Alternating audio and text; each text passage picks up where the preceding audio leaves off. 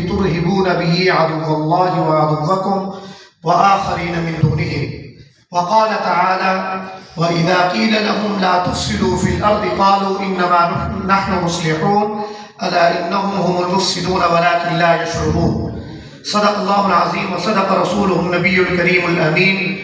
ونحن على ذلك من الشاهدين والشاكرين والحمد لله رب العالمين. آج کا یہ پروقار پروگرام تقریب برادر محترم ملک عبدالسلام جڑ صاحب اور جو کہ جنرل سیکرٹری انٹرنیشنل ختم نبوت ہیں اور انٹرنیشنل ختم نبوت ضلع ڈیرہ غازی خان کے ذمہ داران کے زیر اہتمام یہ منعقد ہو رہی ہے. چونکہ اس ختم نبوت کے اس سیمینار کا عنوان 2 حصوں میں منقسم ہے اور قرآن کریم کی جو آیات کریمہ میں نے بھی پڑھی ہیں وہ بھی اسی مناسبت سے تلاوت کی ہے کہ ختم نبوت کی حفاظت کے لیے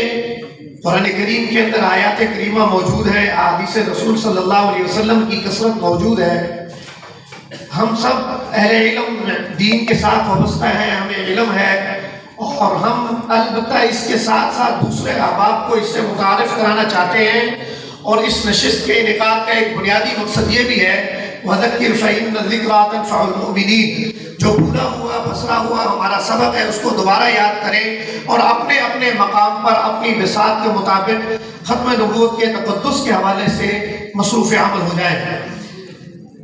اسی طریقے سے جو اس سیمینار کا دوسرا پہلو ہے وہ ہے کہ قومی اداروں کی خدمات کے حوالے سے بات کی جائے. میں نے جو قرآن کریم کی 2 آیات کریمہ تلاوت کی ہیں سورہ بقرہ کی، اور اس میں اللہ تبارک و تعالیٰ رب العزت نے اہل نفاق کی اور فساد فی الارض بپا کرنے والوں کے بارے میں فرمایا. جب کبھی انہیں کہا جاتا ہے کہ زمین میں دنگا فساد کشت و خون فتنہ فساد نہ پھیلائیں تو وہ لوگ کہتے ہیں کہ ہم تو اصلاح کرنے والے ہیں، ہم کون سا فساد کر رہے ہیں. اب موجودہ دور میں جیسے مولانا انیس اللہ صاحب نے فرمایا کہ جب کبھی ہم کسی عصری ادارے میں تعلیمی ادارے میں جا کر یا کسی بھی انتظامی اداروں میں قومی اداروں میں جاتے ہیں اور ختم نبوت کے عقیدے کی بات کرنا چاہتے ہیں تو وہ کہتے ہیں کہ اس سے فساد پیدا ہو جائے گا. جبکہ وہ لوگ جو لوگ مسلمانوں کے بچوں کو دین کی بنیادی مبادیات سے اللہ اور اللہ کے رسول سے دین سے اسلام سے کے تعارف سے ان کو اوجھل کیے ہوئے ہیں، بے بہرا رکھے ہوئے ہیں، در حقیقت فساد فی الارض کو وہ مبتلا کر رہے ہیں، لوگوں کو اس میں مصروف عمل کر رہے ہیں. اسی طریقے سے ختم نبوت کی حفاظت کی ذمہ داری جہاں پر اہل اسلام پر لازم اور ضروری ہے، ہم سب علماء پر، حفاظ پر، قراء پر، اہل مدارس اور مساجد کے اوپر اور عوام الناس کے اوپر، وہیں پر ملک کی حفاظت کی ذمہ داری اور اس کے لیے جدوجہد کرنا بھی ہمارے لیے لازم اور ضروری ہے. کہ اللہ تبارک و تعالیٰ رب العزت نے تلقین کی ہے اہل اسلام کو، اہل ایمان کو، وَأَعِدُّوا لَهُم مَّا اسْتَطَعْتُم مِّن قُوَّةٍ وَمِن رِّبَاطِ الْخَيْلِ تُرْهِبُونَ بِهِ عَدُوَّ اللَّهِ وَعَدُوَّكُمْ وَآخَرِينَ مِن دُونِهِمْ. کہ اللہ تبارک و تعالیٰ رب العزت نے انبیاء علیہ السلام کو مبعوث فرمایا، ان کو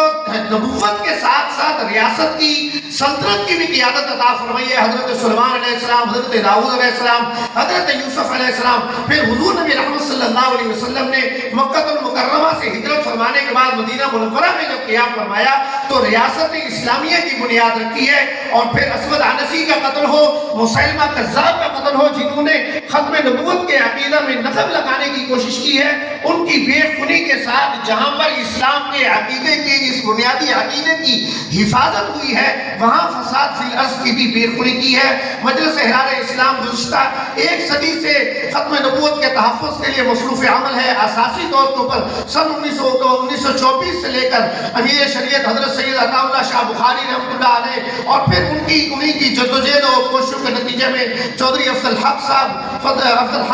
آغا شورش کاشمیری صاحب اور دیگر علماء کرام نے مسلسل جدوجہد کی ہے. بالآخر نتیجے کے اندر ملک پاکستان کے اندر سن 1973 میں قادیانیت کو غیر مسلم اقلیت قرار دے دیا گیا، لیکن عملی طور کے اوپر قانون کا نفاذ نہیں ہے، نہ ہی اپنا